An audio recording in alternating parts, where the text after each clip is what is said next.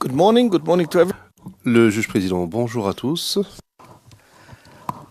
Here we are again in this. Nous commençons notre nouvelle année et nous allons poursuivre notre procès. Avant de faire entrer le témoin,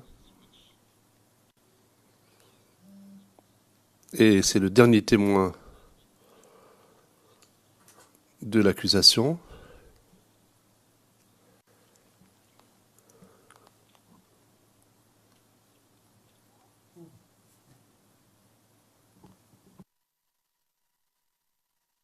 To say that in preparation, je voudrais vous informer que, en vue de la discussion que nous allons avoir s'agissant de la requête au fin de déposer un mémoire amicus curiae, qui a été annoncé hier, ou plus précisément il y a 2 jours par voie de courriel, je fais référence à l'écriture 1093.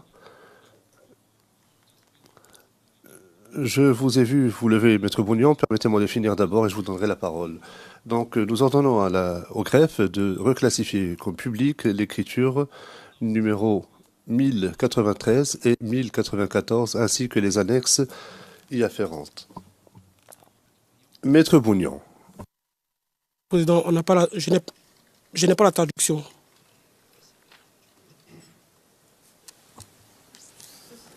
I don't know why. Le président, je ne sais pas pourquoi. Je vais demander à la greffière de bien vouloir s'occuper de vous. Can it be that you have forgotten? Est-ce qu'il se peut que vous ayez oublié comment vous servir de la console?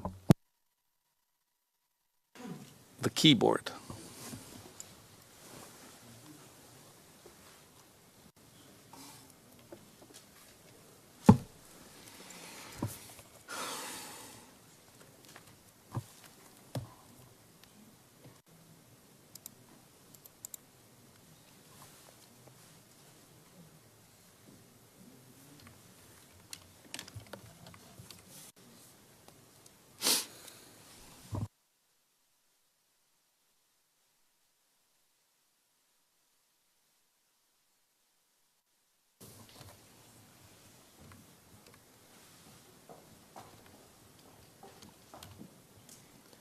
Maître Bouillon? Le président, Maître Bougnon, est-ce que ça marche maintenant? Monsieur le Président, ça ne marche pas toujours, mais j'ai interverti avec mon collègue. J'étais obligé de prendre le casque de mon collègue pour pouvoir avoir la traduction.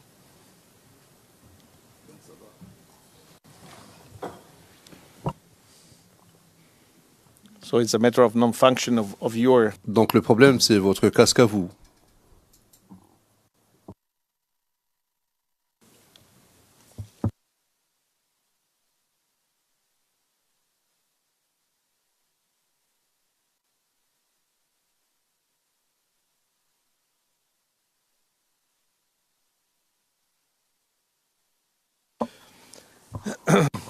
So I was advised by the court officer. La greffière d'audience vient de me dire qu'il y a un technicien qui va venir régler le problème. Maître Bougnon, est-ce que nous pouvons poursuivre? Okay, thank you very much. Très bien, je vous remercie. Je crois qu'il convient maintenant de faire entrer dans le prétoire le nouveau témoin. Les représentants légaux des victimes ont demandé à être autorisés à interroger ce témoin. Cette requête intervient dans le cadre de leur fonction de représentation légale. Nous faisons droit à cette requête et je demande à l'huissière de bien vouloir faire entrer le témoin. Merci.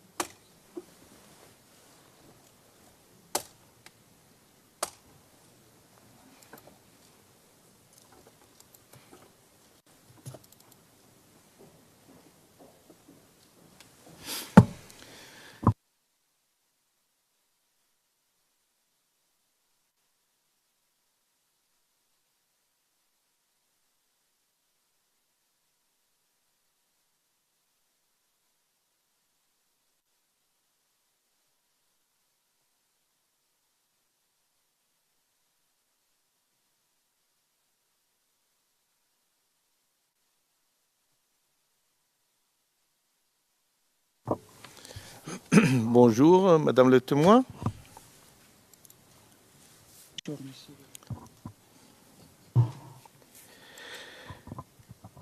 Before starting the Avant de commencer votre interrogatoire par les parties, nous avons quelques questions préliminaires à régler.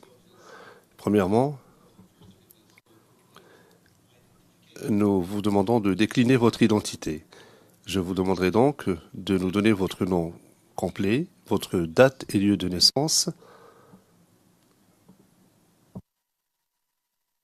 Président, je suis Hélène Yapo-Été, née le 6 juillet 1958 à Abidjan, Côte d'Ivoire. Voilà.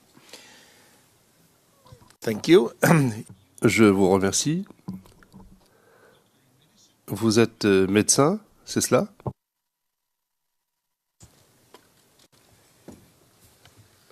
Oh, this is your specialization.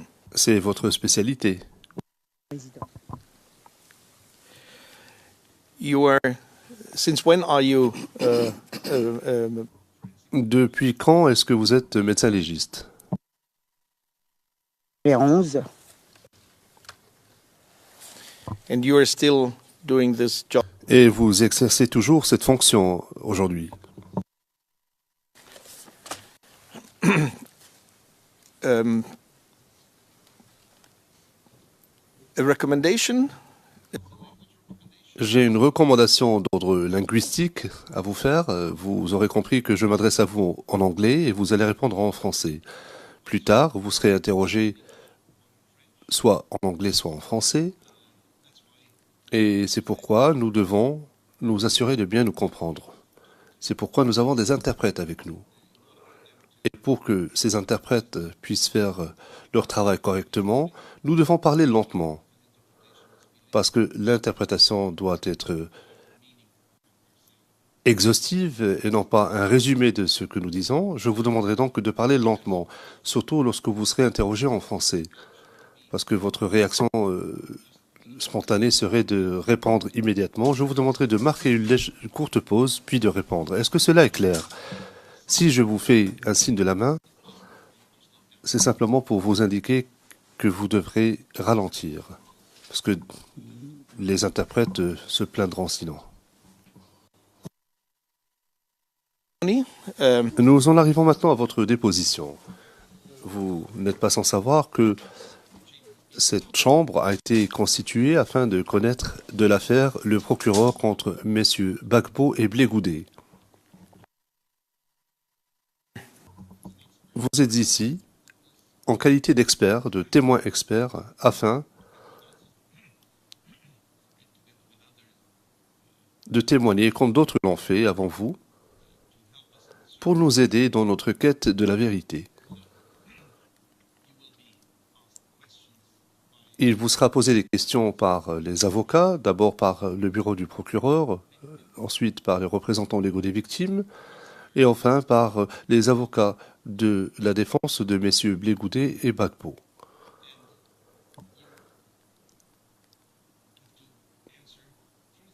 Vous êtes tenu de dire la vérité lorsque vous répondez aux questions, en vous fondant sur votre expertise. Si à un moment ou un autre, vous avez quelques préoccupations que ce soit, n'hésitez pas à me le faire savoir et nous essaierons de réagir en conséquence. Est-ce que tout cela est clair? Monsieur le Président. As I said, Comme je l'ai dit précédemment, en tant que témoin, vous êtes tenu de dire la vérité. C'est pourquoi, avant de commencer votre déposition, before we start the questioning, avant de commencer votre interrogatoire, les textes de cette cour exigent que vous preniez un engagement solennel. Je vous demanderai de lire la formule qui se trouve devant vous maintenant, à voix haute. Je déclare solennellement que je dirai la vérité, toute la vérité, rien que la vérité. Thank you very much. Merci infiniment. Dernière consigne maintenant. Ne pas dire la vérité est une infraction devant cette cour et par conséquent, ne pas dire la vérité peut donner lieu à des sanctions. Si vous êtes prête, je vais donner la parole au représentant de l'accusation afin qu'il puisse vous interroger. C'est Monsieur Garcia qui va vous interroger, je crois.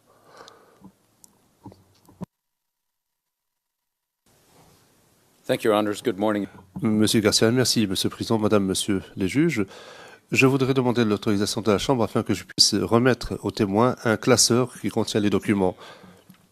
Le Président, oui, bien sûr, le classeur. Que contient ce classeur, Monsieur Garcia? C'est une liste de pièces susceptibles d'être exploitées lors de l'interrogatoire de ce témoin. Le Président, bien.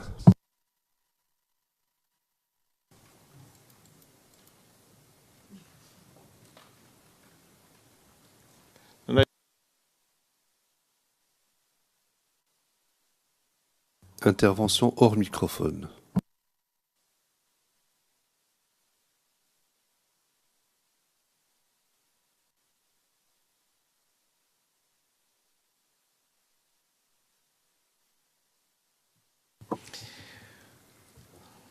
Mr. Garcia will guide you. Le Président, Monsieur Garcia va vous guider quant à l'utilisation de ce classeur et au moment opportun pour l'utiliser. Pour le moment, contentez-vous d'écouter les questions et s'il faut faire référence à ce classeur, Monsieur Garcia vous indiquera l'intercalaire pertinent.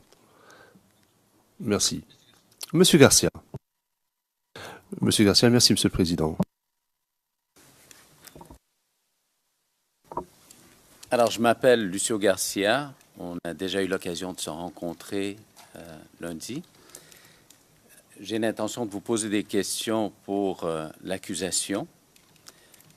Et la seule chose que je voulais vous dire avant d'entamer mes questions, c'est simplement si vous avez de la difficulté à comprendre une de mes questions, vous avez un quelconque autre problème, n'hésitez pas à me le dire et comme ça, je vais répéter la question, reformuler. Ça va? Également, vous avez devant vous la liste des éléments de preuve qu'on a peut-être l'intention d'aborder avec vous. Ce sont des documents. Il y a des onglets et je vais évidemment faire référence à chaque onglet lorsqu'il sera question d'un document en particulier. Ça va? Et également, vous allez pouvoir visionner le document sur l'écran qui est devant vous en même temps. Ça va? Alors, première des choses, je vais simplement demander à ce qu'on affiche le document 0077-0053 R01. C'est l'onglet 44, Madame la témoin.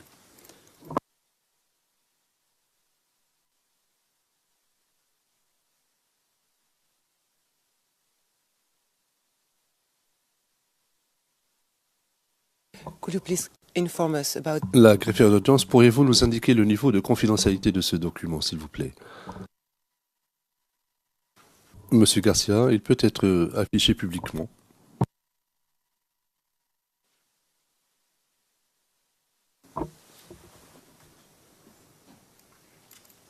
Alors, Madame la témoin, si vous voyez devant vous, vous avez votre curriculum vitae et je vais simplement reprendre certaines choses qui sont dans le curriculum et par la suite, nous allons soumettre dans le dossier de la Cour. Alors, simplement, si je regarde dans un premier temps les titres, vous êtes professeur titulaire de médecine légale, est-ce que c'est exact? Oui, monsieur, je suis professeur titulaire de médecine légale.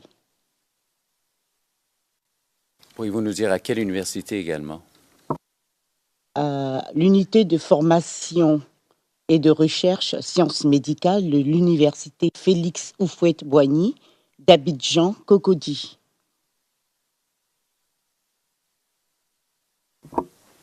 Et vous êtes professeur depuis combien de temps? Je suis professeur titulaire depuis 2013 à l'université Félix Houphouët-Boigny.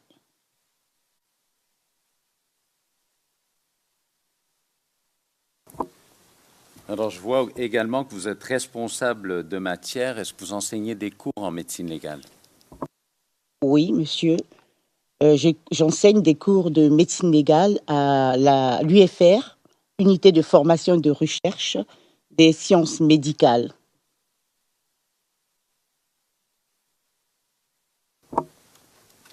Également, si on passe à la rubrique des titres universitaires, je constate que vous avez un diplôme d'université de médecine légale et réparation juridique du dommage corporel. Vous avez suivi pendant 2 ans à l'université de Rennes. Est-ce que c'est exact? Oui, monsieur. Et je vous réfère à la page 0054, c'est la page suivante de votre curriculum.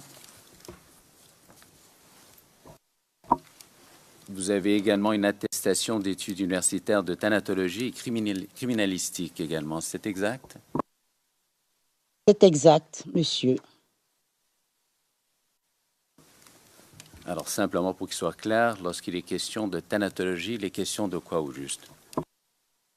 La thanatologie, c'est une matière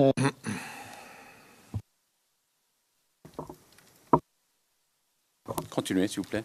la thanatologie, c'est une matière qui étudie les circonstances et les causes de la mort d'un individu. Et également, pour en finir avec vos titres universitaires, je constate que vous avez également un certificat d'études spécialisées, CES, de médecine légale et réparation juridique du dommage corporel. En quoi consiste ce CES? Ce CES est une formation d'une durée de 3 ans en thanatologie, en réparation juridique du dommage corporel et en droit médical et déontologie.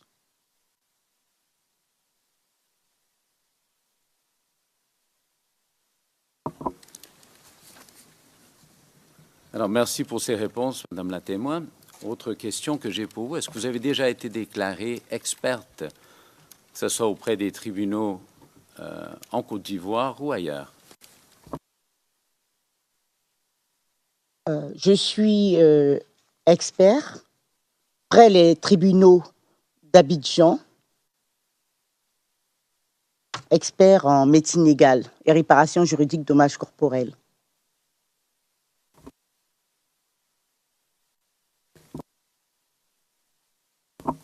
Vous êtes expert depuis combien de temps auprès des tribunaux? Je suis expert depuis 2009 près les tribunaux.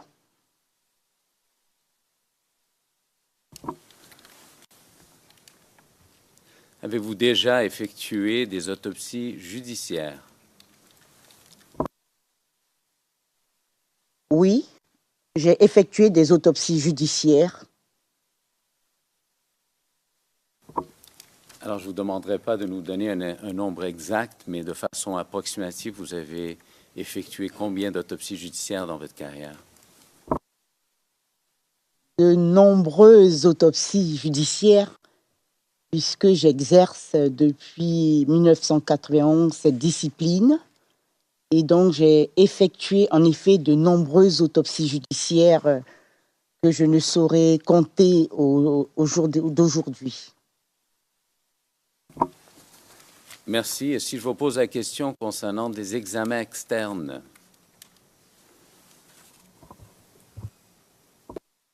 Les examens externes de corps, notamment, font partie de la thanatologie et par conséquent, j'en ai également effectué de nombreux examens externes de corps. Et juste pour que ça soit clair dans le dossier, pour qu'on comprenne bien, Madame la témoin, lorsqu'on est expert auprès des tribunaux, ça implique quoi comme fonction? Quand on est expert près les tribunaux, ça explique qu'on est désigné pour des tâches particulières qui relèvent de nos compétences, notamment en matière de thanatologie pour réaliser des examens de corps, pour réaliser des autopsies judiciaires afin de pouvoir se prononcer sur les circonstances et les causes de survenue des décès des individus.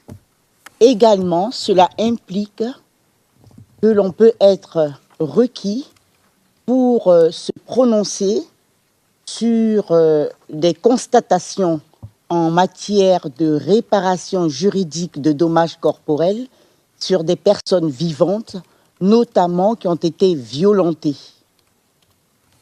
Et dans ce cadre-là, nous sommes également requis, et nous pouvons être requis pour nous prononcer sur des problèmes en responsabilité médicale, notamment pour des fautes médicales faites par nos confrères.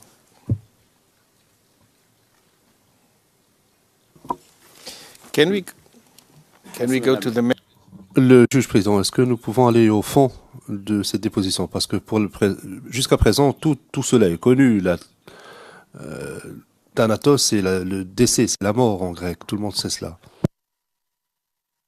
Partie de votre témoignage. J'aimerais savoir, dans un premier temps, si vous avez déjà été réquisitionné par les autorités ivoiriennes pour prendre en charge les actes médico-légaux des victimes ou des corps issus de la crise post-électorale. En effet, j'ai été requise pour effectuer des actes médico-légaux en matière de thanatologie sur toutes les victimes issues de la crise post-électorale. Vous rappelez-vous à combien d'occasions vous avez été réquisitionné? Principalement,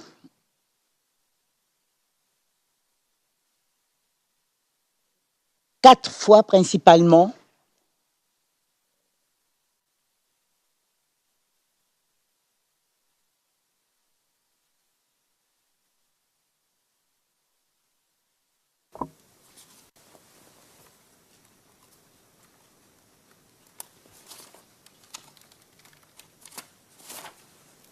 Alors, j'aimerais, Madame la témoin, qu'on regarde l'onglet 23, s'il vous plaît. Est-ce qu'on pourrait afficher 0073 1099, s'il vous plaît? May I have the level of confidentiality, please? La greffière d'audience, pourriez-vous nous indiquer le niveau de confidentialité? Monsieur Garcia, public.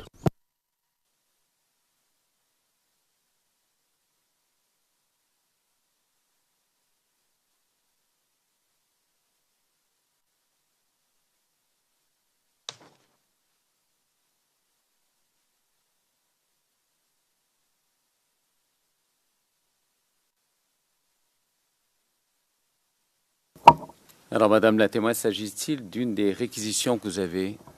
Je vois que vous levez la main. Est-ce que vous voulez dire quelque chose? S'il vous plaît, pouvez-vous me répéter l'onglet? C'est l'onglet 23.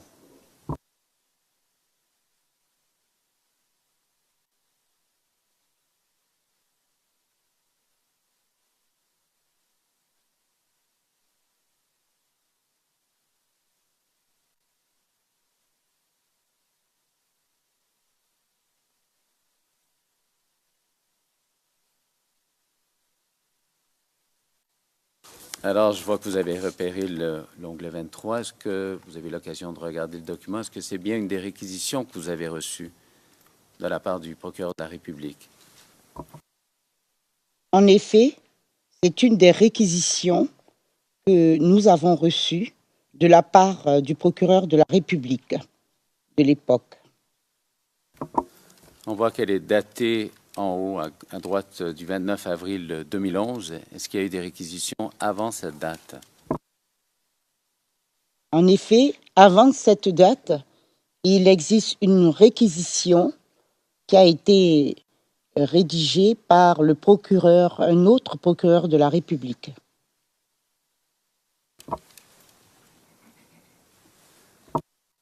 Your Honor, just to inform the... Monsieur Garcia, Monsieur le Président, je tiens à informer la Chambre à cet égard que la réquisition précédente se trouve à l'onglet numéro 1. Elle a fait l'objet d'une divulgation au titre de la l'article 77 avec l'autorisation de la Cour. Je souhaiterais montrer aux témoins ce document. Il s'agit simplement de la première réquisition émanant du gouvernement ivoirien concernant un rapport et les faits visés par qui concerne les 789 victimes. Même s'il aurait dû être divulgué en document incriminant, mais puisque ce document est aussi sur notre liste de preuves et que nous l'avons divulgué nous-mêmes, nous ne nous opposons pas exceptionnellement, mais ce n'est pas un document qui a été divulgué en document incriminant, mais en document règle 77. Donc normalement, il n'aurait pas dû se retrouver sur la liste de notification du bureau du procureur. Merci.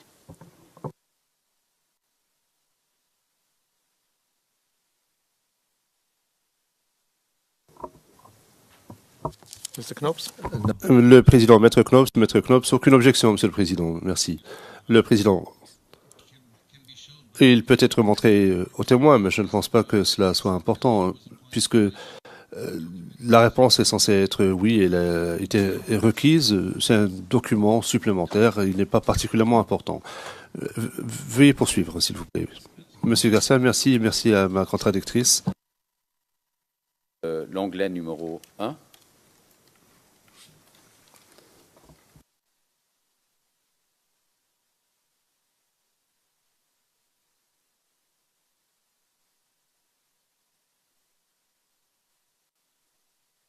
Could we please have an ERN? La greffière d'audience, est-ce que vous pourriez nous indiquer la référence ERN ainsi que le niveau de confidentialité? Monsieur Garcia, oui, certainement. 00010282 et c'est un document public.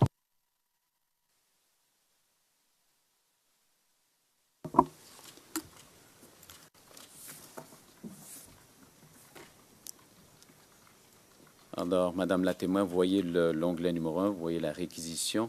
S'agit-il de la première réquisition que vous avez reçue?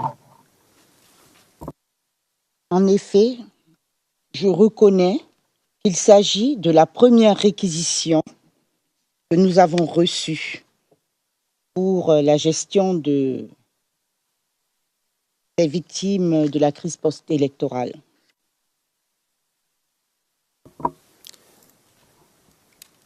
Alors, Madame la témoin, suite à avoir reçu ces réquisitions, qu'est-ce que vous avez fait?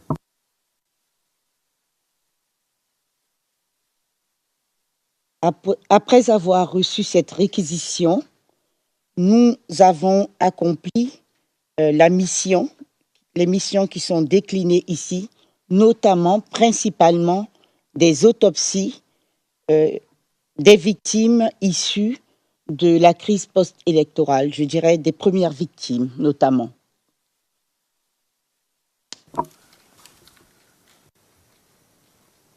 Avez-vous par la suite rédigé un rapport pour justement établir ce que vous avez, les examens ou les autopsies que vous avez effectués? En effet, par la suite, des rapports d'autopsie médico-légales ont été rédigés pour chaque corps, mais auparavant, nous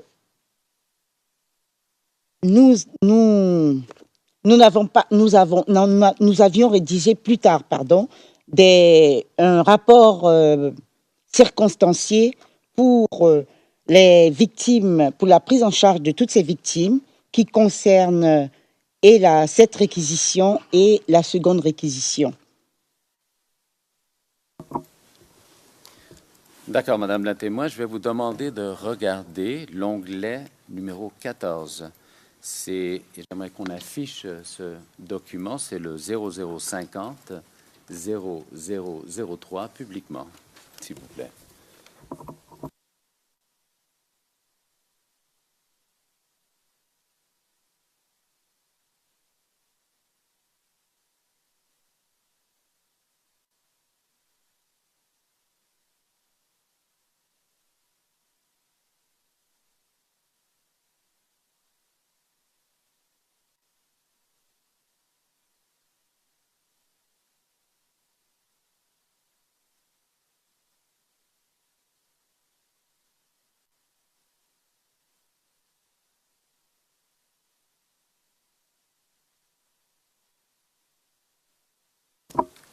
Alors, Madame la témoin, est-ce que c'est bien le rapport circonstancié dont vous avez fait mention il y a quelques instants? Prenez le temps de le regarder.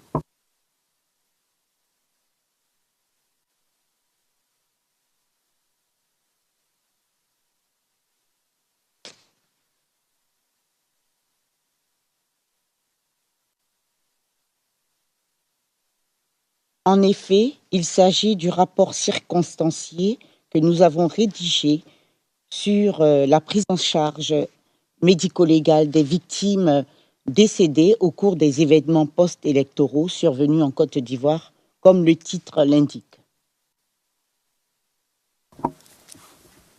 Et j'aimerais vous amener à la dernière page de ce rapport, la page 0049.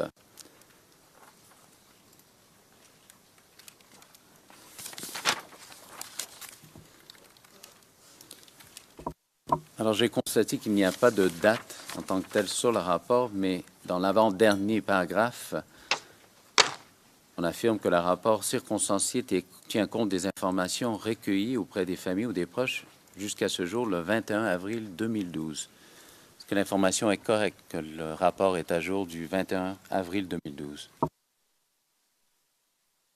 En effet, c'est ce que nous avons écrit. Ce rapport va jusqu'à cette date.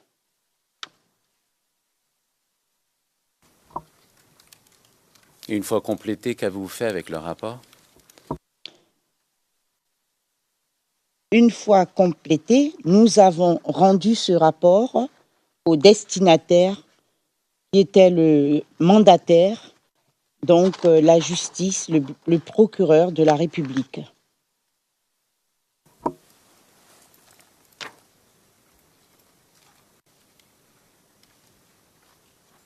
Alors, Madame la témoin, nous allons intention évidemment de soumettre ce rapport dans le dossier de la Cour, mais je vais quand même vous poser certaines questions, clarifications s'il y en a lieu. Brièvement, pouvez-vous nous dire en quoi consiste ce rapport?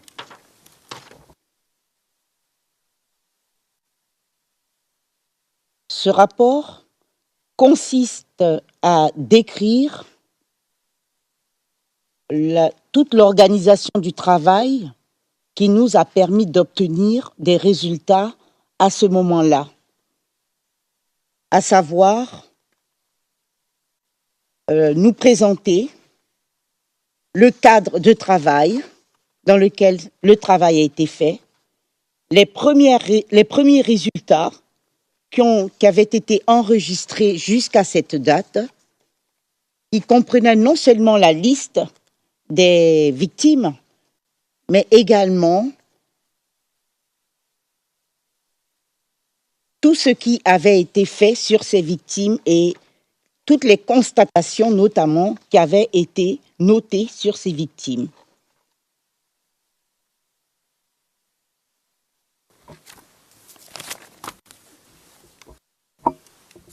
Alors, dans la question cadre de travail, vous avez travaillé avec combien de personnes et à quel endroit?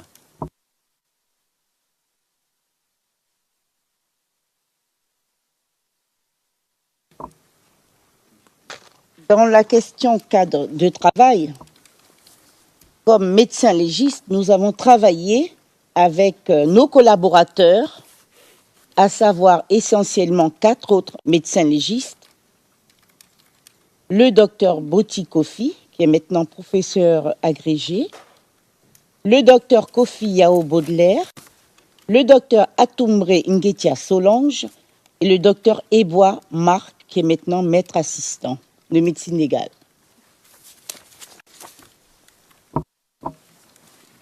Pour ce qui concerne le cadre de travail, nous avons travaillé essentiellement à l'Institut de médecine légale, principalement pour ce qui concerne les autopsies, qui se situe sur le site de l'université Félix Houphouët-Boigny de Cocody.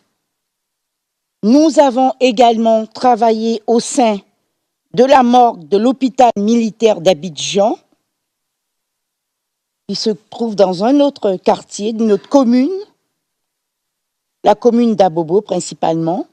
Ensuite, nous avons travaillé également au sein de la morgue du CHU de Trècheville, qui se trouve dans la commune de Trècheville, c'est-à-dire le centre hospitalo-universitaire. Ensuite, nous avons travaillé au sein de la morgue d'Anyama, qui est une commune à la périphérie d'Abidjan. Nous avons également examiné des corps au sein de la morgue de l'hôpital général de Port-Bouët. Nous avons également examiné des corps au sein de la morgue de Daoukro, sur des corps pour lesquels nous avons été réquisitionnés pour le faire, et également au sein de la morgue de Daloa, sur d'autres corps. Voilà ainsi résumé les conditions de travail, les lieux de travail, le cadre de travail surtout, et les collaborateurs avec qui nous avons travaillé. Alors, Madame la témoin, je vous réfère à la page 0046 de ce document, sous la rubrique synthèse.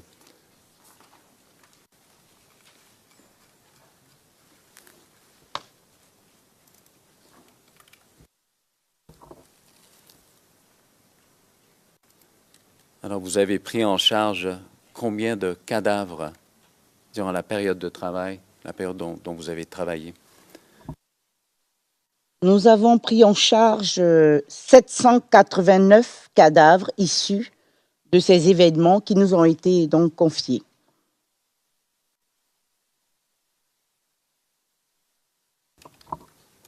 Est-ce qu'il y a certains de ces cadavres qui ont été exhumés? En effet, certains de ces cadavres ont été exhumés, ont fait l'objet d'une exhumation avant la pratique de l'autopsie. Simplement pour qu'on soit clair sur cette question, vous avez mentionné des morgues privées auparavant dans votre témoignage. Est-ce que les corps se trouvaient tous dans la morgue, dans les morgues privées? Ils étaient acheminés par la suite à votre institut? Est-ce que c'est de la façon qu'on fonctionnait? En effet, pour la plupart de ces corps, ils ont été acheminés à l'Institut de médecine légale, notamment pour ce qui concerne toutes les autopsies médico-légales et pour la plupart des examens médico-légaux, externes notamment.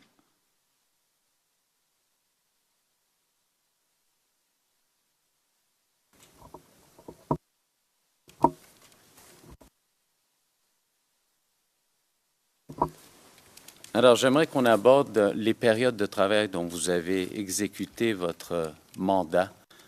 Et je vous réfère à la page 0007 de votre rapport, sous la rubrique « Organisation, déroulement et méthode de travail », le deuxième paragraphe.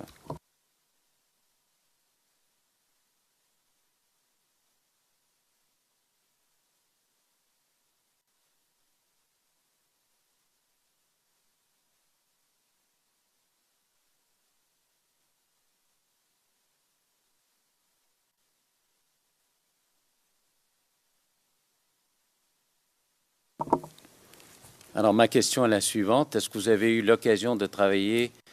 Quand est-ce que vous avez débuté? On a vu les réquisitions auparavant.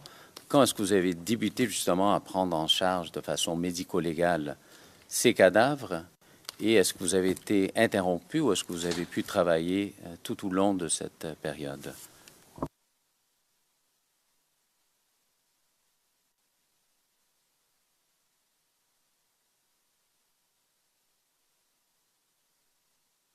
Nous avons été réquisitionnés pour la première fois, dès le 20 janvier 2011. Les travaux, l'activité, la prise en charge, donc, a débuté le 27 janvier. Elle s'est poursuivie jusqu'au 11 février, comme nous l'avons écrit. Puis, cette prise en charge a été interrompue temporairement du 12 février au 28 avril 2011 en raison du climat d'insécurité qui était lié à la guerre dans la ville d'Abidjan. Nous n'avions pas pu nous rendre sur nos lieux de travail à ce moment-là. Donc, les travaux ont été interrompus à partir du 12, le 12. février, pardon. Merci, Madame la témoin. Alors, durant cette première période de temps que vous avez eu à travailler,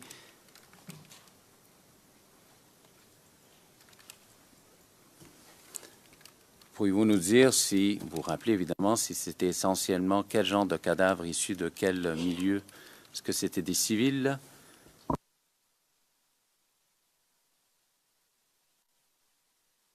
Ces cadavres étaient issus des forces de l'ordre et également de populations civiles, essentiellement.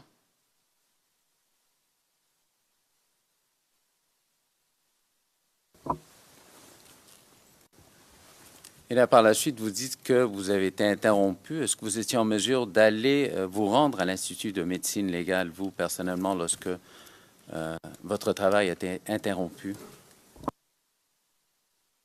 Non, monsieur, je n'ai pas pris le risque de m'exposer à ce climat d'insécurité pour me rendre à l'Institut.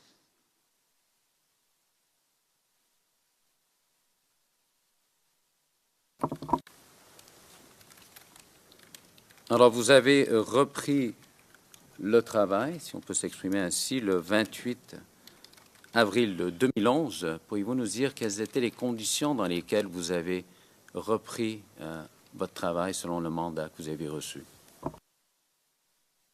Nous avons repris exactement le 29 avril, après réception d'une deuxième réquisition qui datait de ce jour-là.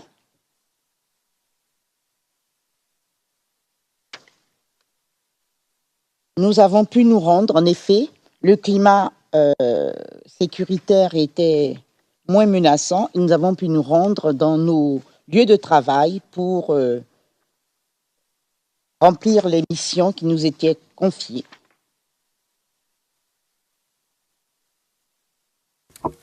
Pourriez-vous nous parler de votre charge de travail à ce moment-là, lorsque vous reprenez le travail le 29 avril, en comparaison avec les temps normaux ou avec la première phase de votre travail?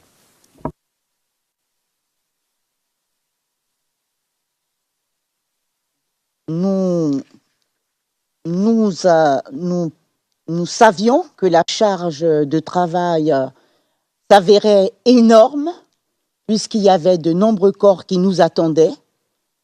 Déjà, ceux de la première période, et dans l'intervalle de temps, d'autres corps se sont ajoutés et nous avions à remplir notre mission de thanatologie pour tous ces corps qui attendaient, et je dirais même dont les familles attendaient pour pouvoir les récupérer, éventuellement faire le travail de deuil. C'est dans ce climat-là que nous avons travaillé.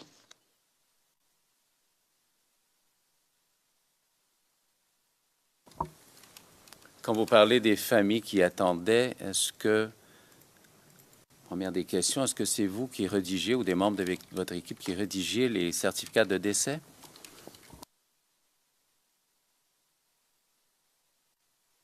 En tant que responsable de toute cette équipe médico-légale, je me devais d'assumer mes responsabilités et je recevais ces membres des familles et également j'étais présente en même temps que mes collaborateurs, parce que nous avons l'habitude de travailler en dualité, en collégialité. Nous recevions ces familles et je signais les certificats de décès pour celles qui les réclamaient, bien sûr, après avoir eu l'autorisation de le faire.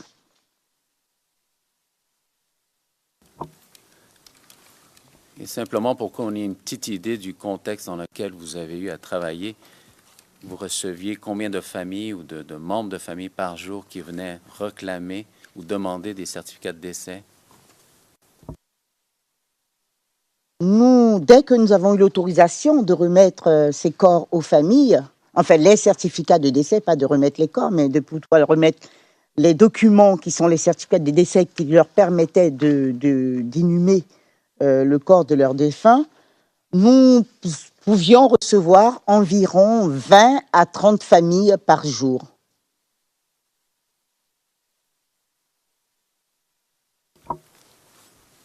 Alors, Madame la témoin, ceci m'amène à la question concernant la méthode de travail que vous avez adoptée durant votre mandat. Et je vous réfère à la page 007 de votre rapport circonstancié.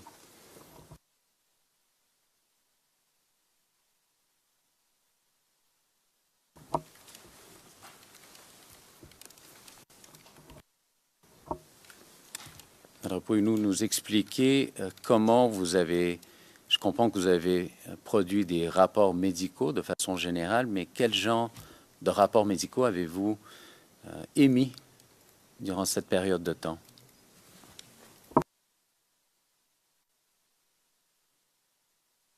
Je ne saurais vous dire combien de rapports médicaux légaux que nous avions émis, mais il s'agissait de rapports qui correspondaient exactement à l'acte médico-légal et aux constatations que nous avions effectuées.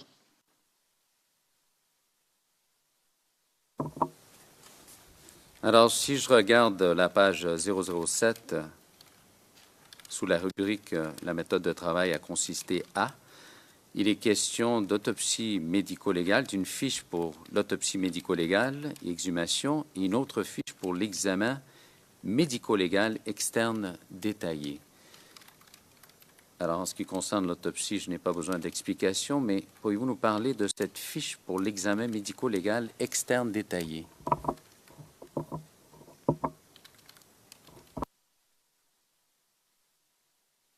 L'examen médico-légal externe détaillé est un acte également de thanatologie pour ce qui concerne un cadavre. Et c'est un examen qui permet de recueillir des informations à partir d'une observation directe également, mais pour tout ce qui concerne l'aspect externe du cadavre.